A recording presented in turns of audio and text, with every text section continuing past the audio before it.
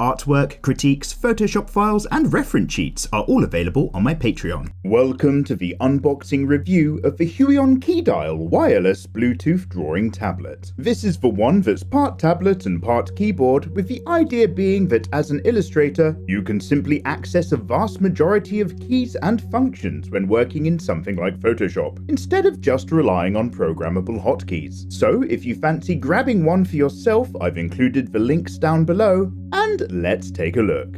Firstly, the Inspiroy Keydial comes in a matte, black finish, shelf-ready box with a minimal and clean graphic presentation. There's a recessed Huion blue lining strip that runs around the full profile of the packaging, leaving the actual product contents and specifications for the back cover. The lid opens to reveal a layer of foam padding glued to the top, and you're first presented with a Huion thank you card for buying their products. You're welcome. The KD200 Keydial tablet sits right on top in a plastic sleeve, and this lifts out to display the product peripherals, each in their own slots of a vacuum-formed plastic tray. You've got the 8K pressure levels battery-free Huion stylus pen, or the PW517 if you're sad like I am, the donut ring plastic pen holder with bonus nibs stored within, the Bluetooth wireless USB receiver which you plug into your computer, the wired USB connection lead which is also for charging the tablet, a Huion branded smudge guard glove, and in a further sealed plastic wallet there's the CD-shaped driver installation instructions, basically just telling you to go to their website, and also the multi-language instruction manual that I will of course never read. As for the Keydial tablet itself, my initial impression is that it looks lovely. There is a lot going on while still feeling minimal and uncluttered, with a very slim profile and the charging slot along its upper corner. So, a nice bit of kit, and in the box you've got everything that you'd need to get going. The Keydial drawing tablet itself, a thank you card, the manual and driver instructions, pen stylus, accompanying pen pot holder, wireless USB receiver, connection lead, and the smudge guard glove. Lovely. The stylus pen feels very light to hold, and it is in fact a little bit lighter than Wacom's version, as well as slightly longer, but still feels nice and solid with a black plastic finish and a rubber middle section for the grip. There's a little bit of silver trim around the buttons, and these stick out a little bit more solidly than Wacom's own model, which is a good thing as I found those buttons to be a tiny bit too flush, meaning that it's going to be easier to track them by touch with your thumb, and hopefully making it a little bit more accessible for people with larger hands than mine. The pen pot works both lengthways or top down, and unscrews to house a bunch of spare nibs and the little metal clip for pinching them in and out of the pen. As for the Keydial tablet itself, the left-hand side is basically a full keyboard that goes up to the R, F, and V keys, which is great. It's got 23 keys plus 5 programmable hotkeys, and these include delete, enter, and also an alternative function to act as a number pad. These come in grey with a slightly concave surface, and the depression and responsiveness feels more like laptop keys than it does a separate keyboard. Plus, there's a scroll wheel at the top corner that comes with a very light clicking feeling, similar to the XP Pen Deco range, but you can rotate effectively from either the top surface or edge.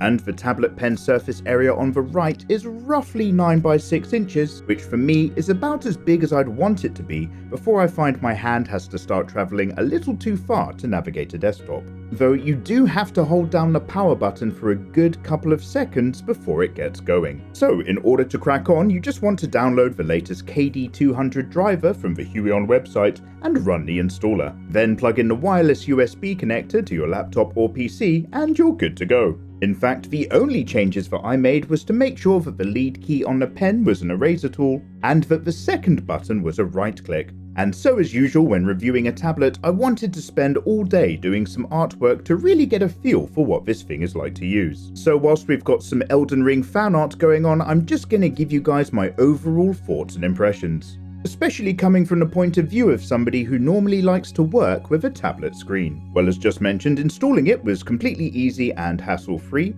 and you can also map the drawing area across multiple screens if you want to, but personally I prefer to map it to just one screen so that the relationship of hand movements to the shapes that I draw on the screen area doesn't become warped or distorted. And the driver menu has loads of options for those hotkeys, so I just made one of them to act as switch screen. But they can also be set to run programs and apps as well as custom keyboard combinations. which essentially means I could comfortably use this wireless tablet whilst getting all comfortable in bed, without having to get back up to go over to the computer to start playing a film. Although I would still keep a wireless mouse with me as well. This tablet came charged out of a box, and I used it for about 7 hours before it needed to be plugged in, so it might actually have a longer playtime if it's on a full charge, but it hasn't run out again yet at the time of recording. And overall, the whole thing feels nice and solid. Now, I do love having hotkeys on a tablet, but honestly, including half of the keyboard is just brilliant. Most long-term users of digital art software probably keep finding their left hand drifting back to their keyboard to perform various tasks, and now all of that is just right here. There's also a good 2.5 inches of surface area below the keys so that you can rest the heel of your palm on it, and reaching up for the scroll wheel was comfortable enough.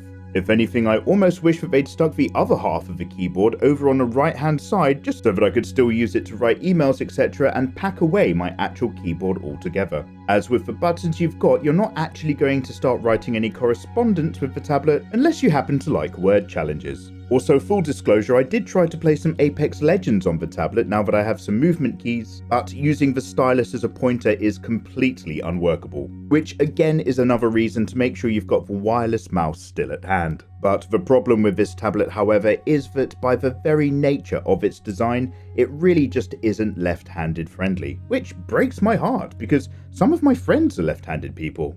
And as you run the stylus itself over the hard plastic surface of the work area, there is a little bit of texture feeling, same as pretty much all of the Huion non-screen tablets that I've tried, but it's not quite as nice as the tactile pen-to-surface feeling that you're gonna get with a Wacom. Now, the difference is pretty minor, and I'm really just bringing it up because I've come from a Wacom to use this tablet, but it's a bit like the difference between sitting at a very hard desk or surface and drawing on several pieces of paper versus drawing on one piece of paper. The Huion feedback feels a little bit more rock hard, and a little bit more like the stylus is kind of skating across the surface. But for context, I'm basically talking about the difference between first and second place when it comes to the much better end of the tablet to pen feeling scale. The only other thing that I'd want to mention is that for anyone considering making this their first digital tablet purchase, especially if you're already used to drawing on paper, is that you're going to have to spend a good couple of hours just getting used to the feel of it. And that is completely normal, because you might jump on this thing and just suddenly realize that your drawing skills are not translating across like you'd hoped. But that's going to happen with any new tool or equipment, and you just want to keep using it, because once you get over the hump, you get completely used to it and forget that you even have a problem. So I'd just like to say that with most tablet reviews, don't be disappointed by the early results, because it's all part of the process.